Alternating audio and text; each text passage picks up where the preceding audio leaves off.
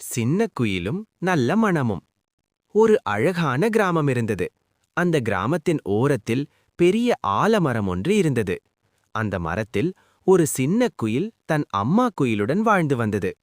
அந்த சின்ன குயில் மிகவும் சந்தோஷமாகவும் ஆர்வமாகவும் இருந்தது. தினமும் அது புதிய விஷயங்களை அறிய விரும்பும். ஒரு நாள் காலை சின்ன குயில் மரத்திலிருந்து கீழே பார்த்தது. அங்கே ஒரு சின்ன முயல் அழுது கொண்டிருந்தது. உடனே குயில் கீழே பறந்து சென்று, "முயலே, ஏன் அழுகிறாய்?" என்று கேட்டது. முயல் மெதுவாக, "நான் என் அம்மாவை தேடி வந்தேன்.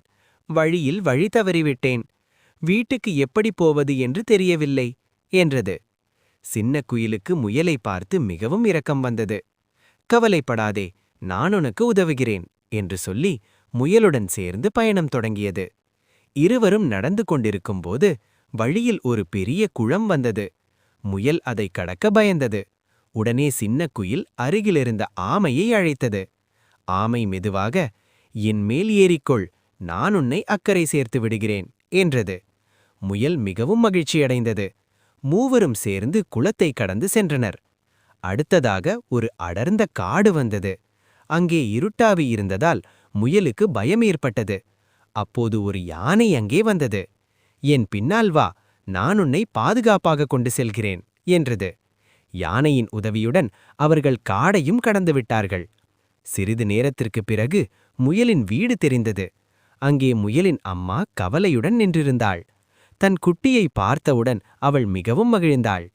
"என் குழந்தையை பாதுகாப்பாக கொண்டு வந்ததற்கு நன்றி" என்று அம்மா முயல் சின்ன குயிலுக்கும் மற்ற நண்பர்களுக்கும் நன்றி கூறினாள்.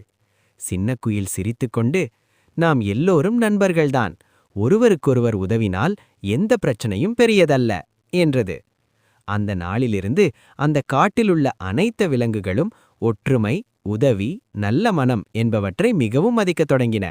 சின்ன குயிலும் அந்த கிராமத்தின் அனைவருக்கும் ஒரு நல்ல எடுத்துக்காட்டாக இருந்தது. கதையின் நெறி: நல்ல மனமும் ஒருவருக்கொருவர் உதவும் பழக்கமும் இருந்தால் எந்த சிரமமும் எளிதாக தீரும். இந்த வீடியோ உங்களுக்கு பிடித்திருந்தால் தயவு செய்து லைக் செய்யுங்கள், ஷேர் செய்யுங்கள், சப்ஸ்கிரைப் செய்யுங்கள்.